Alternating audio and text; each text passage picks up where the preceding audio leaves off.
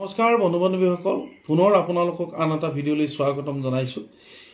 ফেব্ৰুৱাৰী মাহত বিভিন্ন গ্ৰহই স্থান পৰিৱৰ্তন কৰিব বা বিশেষকৈ 4টা গ্ৰহই ফেব্ৰুৱাৰী মাহত স্থান পৰিৱৰ্তন কৰি বিভিন্ন ৰাশিৰ কাৰণে সুফল যোগ বা সাফল্য যোগ কঢ়িয়াই আনিছে। আৰু এই সাফল্য যোগৰ ক্ষেত্ৰত বিশেষকৈ 5টা ৰাশি এই ফেব্ৰুৱাৰী মাহত অত্যন্ত সুন্দৰ বুলি বিবেচিত হৈছে। আৰু সেই 5টা ৰাশিনো কোন বা সেই 5টা ৰাশিনো কি ৰাশি, সেই 5টা ৰাশিৰ অধিকাৰীয়ে কি লাভ কৰিব, সেই 5টা ৰাশিৰ জাতক জাতিকাসকলে বিদ্যা, শিক্ষা, চাকৰি বাকৰি বা আৰ্থিক লেনদেন বা তেওঁলোকৰ মানসিক দিশ, শাৰীৰিক দিশ, এই ধৰণৰ বিষয়বিলাকত তেওঁলোকৰ কেনেধৰণৰ প্ৰতিক্ৰিয়া লাভ কৰিব, সেই বিষয়লৈ আমি এটা ভিডিঅ' আপোনালোকৰ মাজত প্ৰস্তুত কৰিছোঁ। ভিডিঅ'টো শেষলৈ চাব আৰু ভাল পালে এটা লাইক কৰি দিব। এই 5টা ৰাশিৰ ভিতৰত একেবাৰে অন্যতম আৰু সৌভাগ্যৰ ৰাশিটোনো কোন? আমি সেই সৌভাগ্যশালী ৰাশিটো হৈছে মেঘ ৰাশি। মেঘ ৰাশিৰ জাতক জাতিকাসকলে এই মাহটোত প্ৰচুৰ পৰিমাণে তেওঁলোকে সফলতা লাভ কৰিব। আৰ্থিক লেনদেনৰ ক্ষেত্ৰত তেওঁলোকে অত্যন্ত তেওঁলোকৰ নেতৃত্ব আৰু তেওঁলোকৰ দক্ষতাপূৰ্ণ কাৰ্যকাৰিতাৰে তেওঁলোকে লাভান্বিত হ'ব ব্যৱসায়ৰ ক্ষেত্ৰত। অৰ্থাৎ মেঘ ৰাশিৰ জাতক জাতিকাসকলে এই মাহত তেওঁলোকে প্ৰচুৰ পৰিমাণে ধনাগমন হ'ব। মেঘ ৰাশিৰ জাতক জাতিকাসকলে সামাজিকভাৱে তেওঁলোকৰ দক্ষতা অনুসৰি তেওঁলোকে সন্মানিত হ'ব। তেওঁলোকে ৰাজকীয় বা তেওঁলোকে সামাজিক পদমৰ্যাদা তেওঁলোকে লাভ কৰিব। যিসকল ব্যক্তিয়ে ৰাজনীতিৰ লগত জড়িত হৈ আছে, সেই ৰাজনীতিত জড়িত হৈ থকা ব্যক্তিসকল, বিশেষকৈ মেঘ ৰাশিৰ ব্যক্তিসকলে তেওঁলোকে নতুন পদবী, নতুন দায়িত্ব, নতুন বিষয়বস্তু বা দলীয় কৰ্মীৰ লগত তেওঁলোকৰ সহানুভূতিশীল দৃষ্টিভংগী বা উচ্চ মৰ্যাদা সম্পন্ন বিষয়ত তেওঁলোকে আৰোহণ কৰাৰ সুবিধা পাব।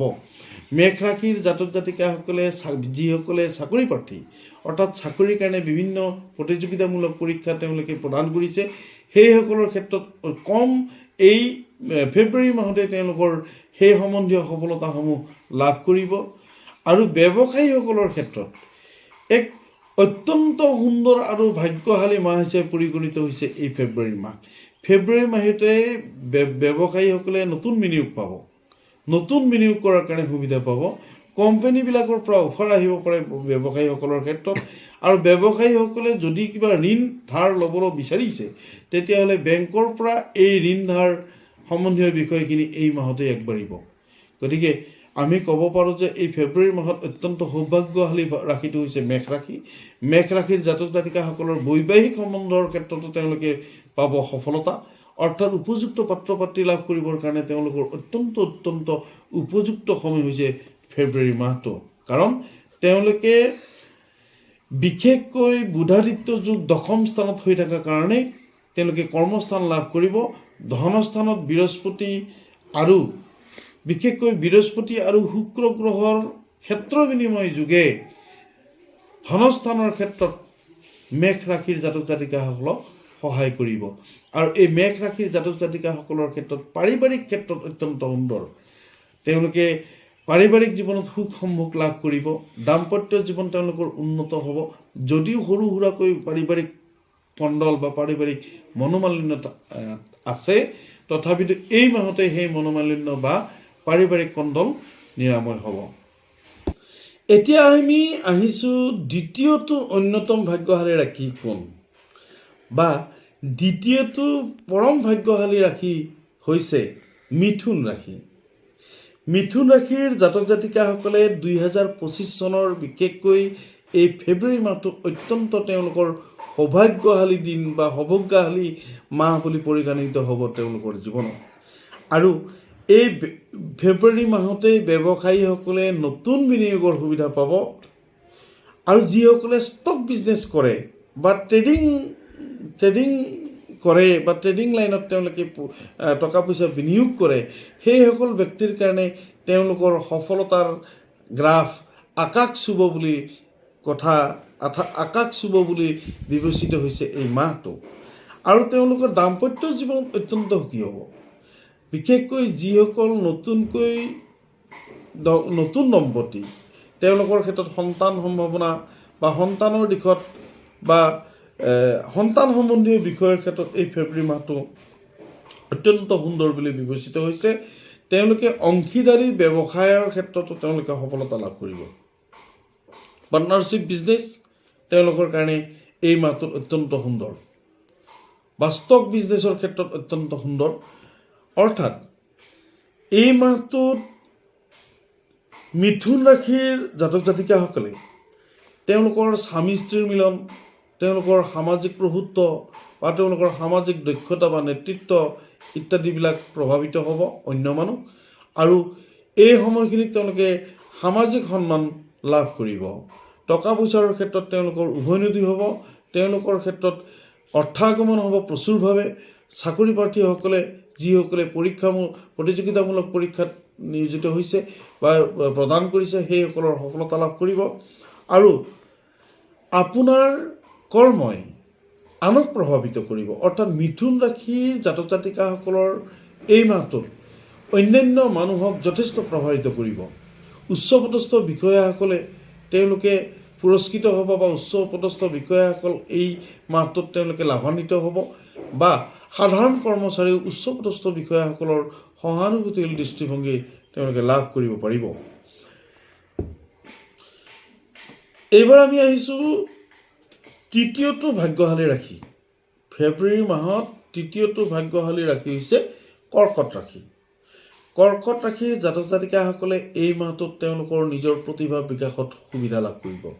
বিশেষকৈ ছাত্ৰ ছাত্ৰীসকলে তেওঁলোকে সপ্তমস্থ ৰবি আৰু বুধৰ প্ৰভাৱত, বিশেষকৈ বুধ গ্ৰহৰ প্ৰভাৱত বিদ্যা শিক্ষাৰ ক্ষেত্ৰত তেওঁলোকে অত্যন্ত আগৰণুৱা দিশ বা তেওঁলোকৰ দক্ষতা প্ৰকাশ কৰিব পাৰিব। আৰু কৰ্কট ৰাশিৰ জাতক জাতিকাসকলে এই মাহটোত তেওঁলোকৰ শৰীৰৰ ক্ষেত্ৰত বা স্বাস্থ্যৰ ক্ষেত্ৰত তেওঁলোকে স্বাস্থ্যৰ উন্নতি হ'ব। যিসকল কৰ্কট ৰাশিৰ জাতক জাতিকাই পুৰণা ৰোগত ভুগি আছিলে সেই পুৰণা ৰোগসমূহ উপশম হ'ব। নতুন ট্ৰিটমেণ্ট বা নতুন চিকিৎসাৰ সুবিধা পাব। আৰু তেওঁলোকে অৰ্থৰ ক্ষেত্ৰত ধন টকা পইচা লেনদেনৰ ক্ষেত্ৰত তেওঁলোকে সফলতা লাভ কৰিব।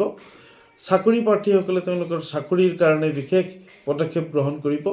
শিক্ষাৰ্থীসকলৰ কাৰণে তেওঁলোকৰ দক্ষতাপূৰ্ণ প্ৰভাৱ বা দক্ষতাপূৰ্ণ প্ৰতিভা তেওঁলোকে প্ৰদৰ্শন কৰাৰ সুবিধা পাব। আৰু বিশেষকৈ অৱশ্যে এইখিনিতে এটা কথা কৈ থোৱা ভাল হ'ব, কৰ্কট ৰাশিৰ ক্ষেত্ৰত ষড়যন্ত্ৰ হ'ব পাৰে শত্ৰুসকলৰ দ্বাৰা। অৰ্থাৎ প্ৰভাৱশালী শত্ৰুৰ পৰা তেওঁলোকে অন্যায় বা ষড়যন্ত্ৰত আবৃত হ'ব পাৰে। গতিকে সাৱধান। বহুত বিশ্বাস নকৰাই ভাল হ'ব তেওঁলোকৰ বন্ধুবৰ্গক। আৰু বন্ধুবৰ্গৰ দ্বাৰা তেওঁলোকে প্ৰভাৱিত হ'ব, ক্ষতিৰ সন্মুখীন হ'ব পাৰে।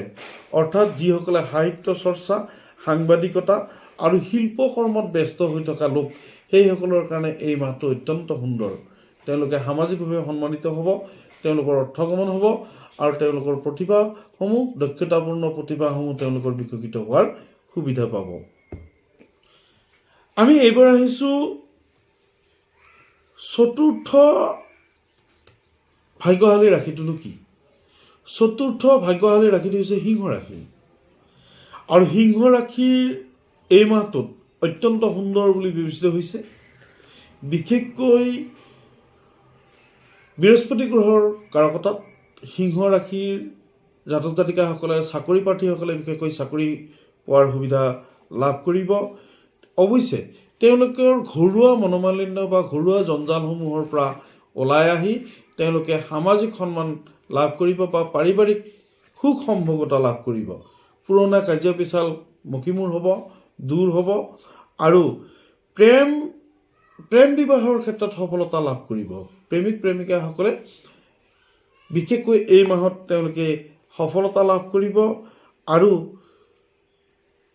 সিংহ ৰাশিৰ জাতক জাতিকাসকলৰ প্ৰতিপত্তি আৰু দক্ষতাপূৰ্ণ প্ৰতিভা বিকাশ হ'ব।